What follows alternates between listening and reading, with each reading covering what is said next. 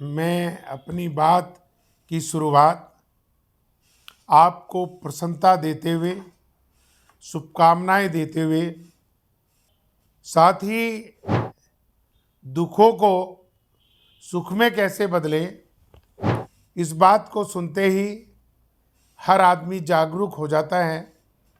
क्योंकि दुखों से भरी इस दुनिया में हर आदमी सुख पाना चाहता है, लेकिन हमारे महान संतों ने, हमारे महान आविष्कारों ने, हमारे महान चिंतकों ने, हमारे महान राजनीतिज्ञों ने, हमारे महान त्यागी तपस्वी लोगों ने, हमारे माता पिता ने, हमारे परिवारजनों ने, हमारे समाज ने हमें समय समय पे हम वैसी बहुत सारी बातें सिखाई जो दुख के समय सुख को देती हैं।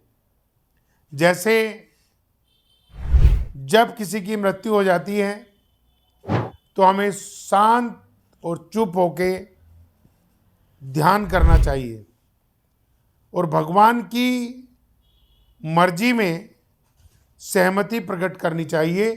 वो मौन स्वीकृति सबको अच्छी लगती है। जब बच्चा रोने लगे तो बच्चे की पिटाई करने की जगह उसको हम खिलाएं, उससे बात करें, उसको कुछ पिलाएं और उसका ध्यान भटकाने की कोशिश करें ताकि बच्चा रोने की जगह हंसने लगे। ठीक इसी तरीके से जब घर में माता पिता बुजुर्ग हों और चल फिर नहीं पाते हों, उठ नहीं पाते हों, तो उनकी सेवा हमें उनसे बात करके, उनके शरीर की मालिश करके, उनको भोजन करा के, उनको नहला के, उनको दवाई खिला के,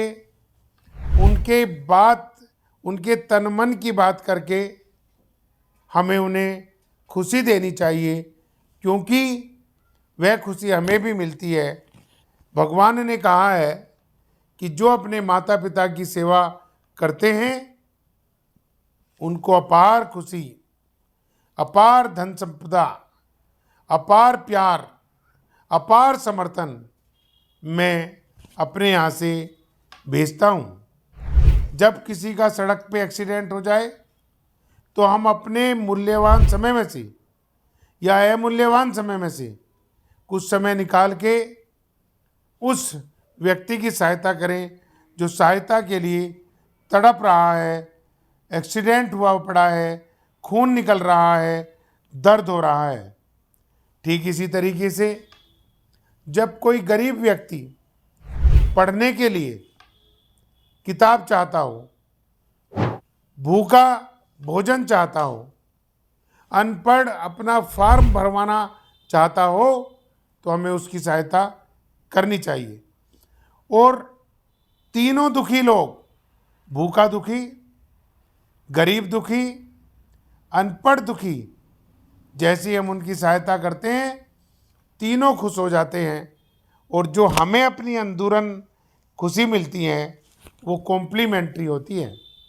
ठीक इसी तरीके से जब कोई विशेष धर्म के लोग, विशेष समुदाय के लोग, विशेष जाति के लोग अपना आतंक फैलाने की कोशिश करते हों और पूरे धर्म को बदनाम करने की कोशिश करते हों, तो हमें आम जनों को खुशी देने के लिए, पूरे विश्व को खुशी देने के लिए नरेंद्र मोदी बन के खड़े हो जाना चाहिए, ताकि आतंकवाद जैसी चीज़ें, आतंकवाद जैसे घृणा के बेस्तानूत हो सके।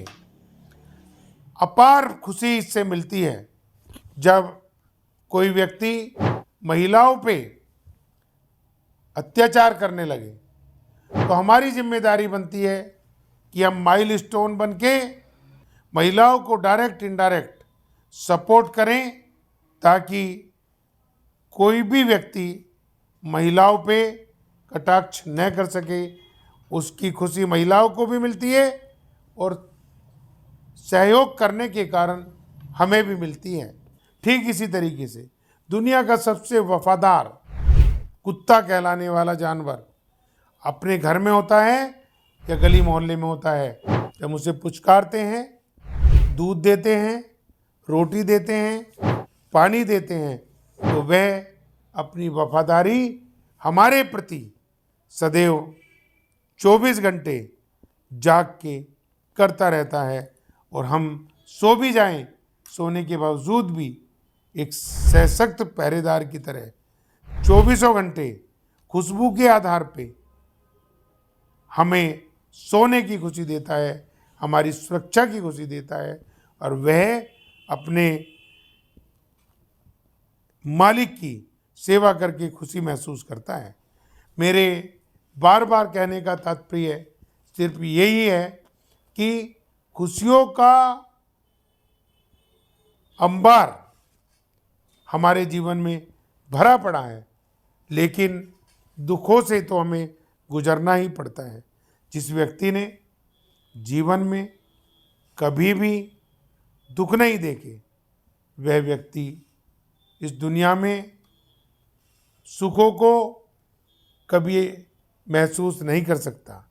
और सुखों को महसूस करने के लिए बहुत ज़रूरी है कि दुखों को भी हम एहसास करें।